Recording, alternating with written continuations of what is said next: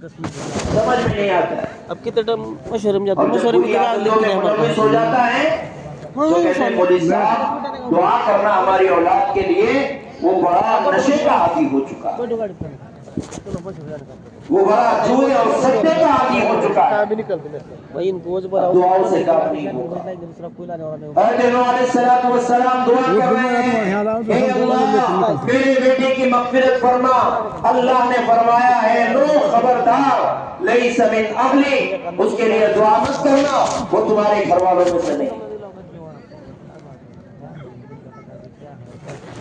اس لیے بزرگوں, نبی آئے دین لے کر آئے, ساری امتوں کے واقعات اللہ کے نبی کے سامنے تلاوت ہو رہے ہیں, اور ان واقعات کے ذریعے سے امت محمدیہ کو دین, تعلیم, معاشرے کا دین, انفرادی دین, اجتماعی دین دیا جا رہا ہے, تاکہ سارے پچھلی امتوں کے واقعات کو پڑھ کر یہ امت دین پر آ جائے.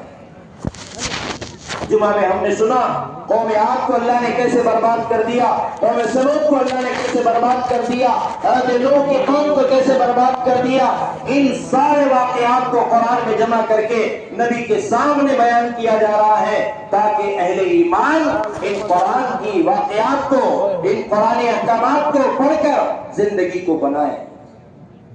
اللہ فرما رہے ہیں نبی جی یہ واقعات بیان کر کے تمہیں دل بہلانا مقصود نہیں ہے. اللہ فرما رہے وَقُلًا نَقُصُّ عَلَيْكَ مِنَ أَنبَاءِ الرُّسُلِ مَا نُثَبِّتُ بِهِ فُؤَادَكَ. اے نبی جی ان واقعات کے ذریعے سے ہم تمہارے ایمان میں, ہم تمہارے اعمال میں, ہم تمہارے دین میں, ہم تمہارے اخلاق میں پختگی چاہتے ہیں, تاکہ ایمان والا اپنے ایمان پر جم جائے.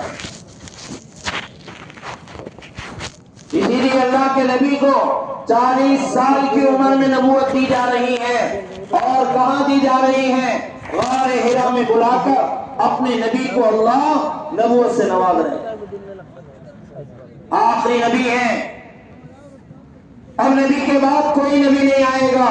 جو نبوت کا دعویٰ لے کر آئے گا وہ کذاب رہے گا, وہ جھوٹا رہے گا. آخری نبی آ چکے ہیں اور ان پر قرآن اتر رہا ہے. غار حرا میں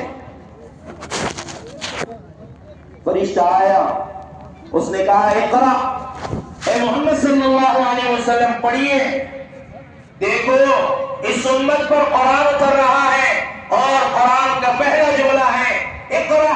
اے مرد اپنی عورتوں کو پڑھاؤ, اے مسلمان اپنے بچوں کو پڑھاؤ, اے مسلمان اپنے بچوں میں دین کو منتقل کرو, کامیاب ہو جاؤ.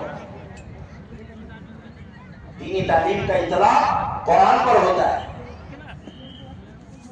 نبی نے فرمایا میں پڑھا ہوا نہیں ہوں, لہذا آخری آیت اتری. اور بزرگوں دین کے منتقل کرنے کا مرکز اللہ تعالیٰ نے عورت کو بنایا ہے. یہ دین اس کے ذریعے سے چلے گا. جیسے ایک سلائن سے کتنے دور درد ہو رہا ہے پتھری کا پیٹ میں, اور سلائن چلائی جاتی ہے ہاتھ میں, 15 منٹ کے بعد وہ پتھری کا درد بالکل غیر محسوس ہو جاتا ہے. وہاں کیسے اثر ہوا؟ بزرگوں ایک دنیاوی کلینکل, دنیا نے بنایا ہوا انجیکشن, سلائن اتنے جلدی اثر کر سکتی ہے, تو کیا خیال ہے آپ کا اس قرآن کے بارے میں جو قرآن سارے خالق کائنات رب ذوالجلال نے اتارا ہے؟ کیا وہ قرآن پڑھ کر آدمی کی زندگی بدل نہیں سکتی؟